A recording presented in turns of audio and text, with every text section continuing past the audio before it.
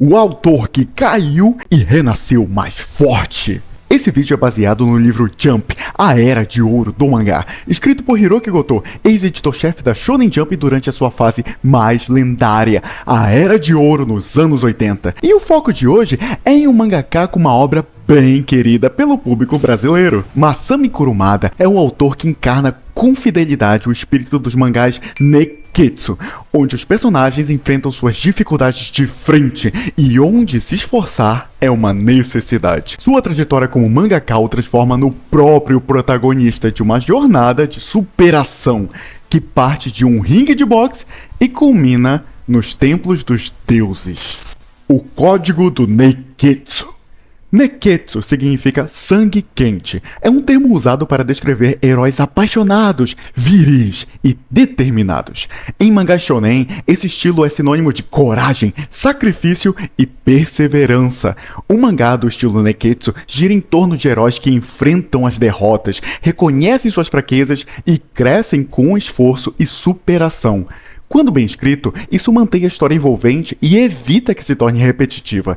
O Nekketsu é popular porque reflete de forma intensa os desafios da vida real. Por isso, nunca sai de moda. Um mangá onde você não aceita suas fraquezas e não tem dificuldades em superá-las não é Nekketsu. Desde os tempos de Astro Kyudan, esse estilo marcou os leitores com histórias exageradas e emotivas, mas foi com Ring Nikakero de Masami Kurumada que o Nekketsu encontrou a sua forma mais intensa e dramática. Masami Kurumada, de uma forma bem clássica, era um jovem autor que começou a sua carreira simplesmente enviando seus projetos diretamente para a equipe editorial, e o editor que primeiro descobriu seu trabalho foi Tsunami. Naquela época, Tsunami era o editor responsável por Samurai Giants, de Ikki Kajiwara e Ko Inoue. Inoue estava procurando assistentes, e, embora tivesse potencial, Kurumada precisava aprimorar sua técnica como mangaka, então naturalmente ele se tornou assistente de Inoue. O mangaka que mais influenciou Masami Kurumada foi, sem dúvida, segundo Hiroki Goto, Hiroshi Motomiya. Mas, quando Hiroki Goto lê as obras de Kurumada, principalmente Ring Nikakero, ele sente muito mais a influência de Astro Kyudan, no que diz respeito à construção e à história. Ring Nikakero, o nascimento de um clássico.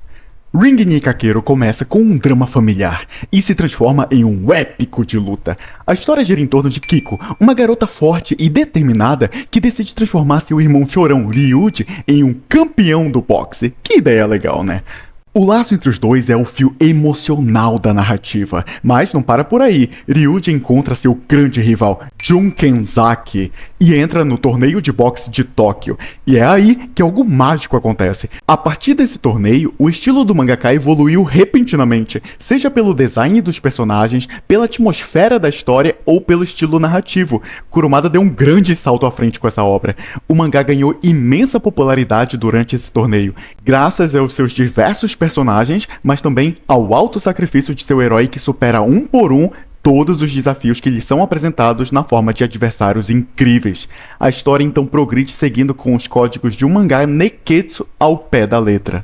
Após esse torneio, Kurumada amadurece artisticamente. O estilo dos personagens se torna cada vez mais arrojado. Eles são retratados como jovens bonitos, carismáticos, mas terrivelmente poderosos. Os enquadramentos maiores e mais expressivos. Os confrontos começam a incorporar técnicas cada vez mais fantasiosas, aproximando o mangá do território da luta estilizada, quase sobrenatural.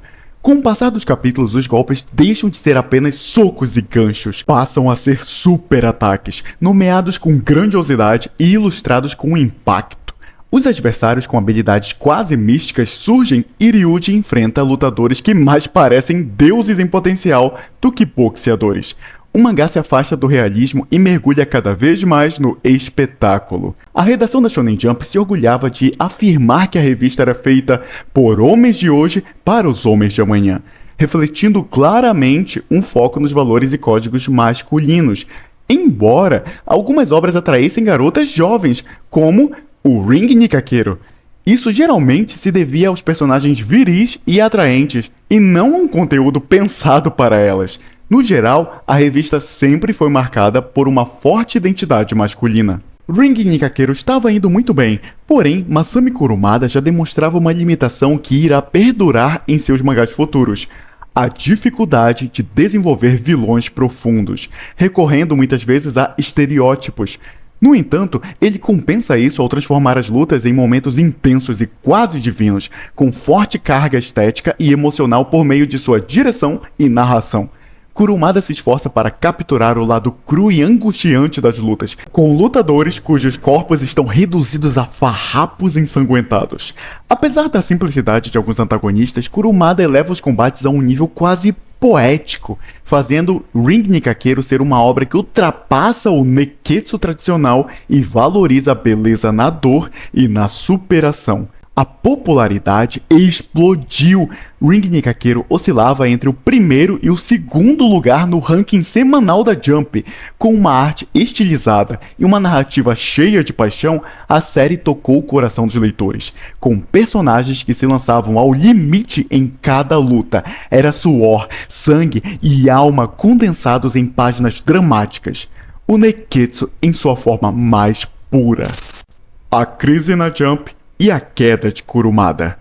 No final de 1980, a Shonen Jump começou a dar sinais de desgaste. A tiragem era gigantesca, 3,16 milhões de exemplares, mas a taxa de vendas caiu para 86%. Qualquer resultado que não fosse acima de 90% era ruim. O CEO da Shueisha na época, Sueo Horiuchi, considerou isso um risco inaceitável. Isso aconteceu porque grandes títulos encerraram suas publicações, como Playball, Circuit no Okami, Doberman Deka e Sawayaka Mantaro. Apenas Ring Nikakero permaneceu, e ele era uma das últimas grandes séries que ainda sustentavam a revista na época de crise da Jump. Olha a importância desse mangá. Mas depois de Ring Nikakero, Kurumada lançou 2 novos projetos que não duraram. Um deles foi Fuma no Kojiro, e em seguida veio Otokozaka. A história seguia Jing, um jovem lutador talentoso que perde para um adversário do oeste do Japão e decide treinar com um eremita demoníaco para se tornar o mais forte do país. Kurumada queria emular a aura de Hiroshi Motomiya, de quem ele era fã, mas Otokozaka falhou. O mangá não empolgava, era pouco envolvente e facilmente esquecível. Apesar de tratar de confrontos, ele tinha falta de vilões carismáticos e bem desenvolvidos. Essa fraqueza na representação do mal já era perceptível em Ring Nikakero e se confirma aqui. O fracasso da obra não se deve apenas à falta de público, mas principalmente à incapacidade do autor de desenvolver de forma convincente seus temas e narrativa, mostrando que o interesse pessoal pelo tema não garante uma boa história. Isso certamente foi um choque para um autor consagrado e bem-sucedido como Masami Kurumada. Essa era definitivamente uma história que o mangaka queria muito desenhar, e não conseguir completá-la certamente foi frustrante para ele. Kurumada enfrentava seu maior dilema: como manter uma identidade artística enquanto conquistava o público.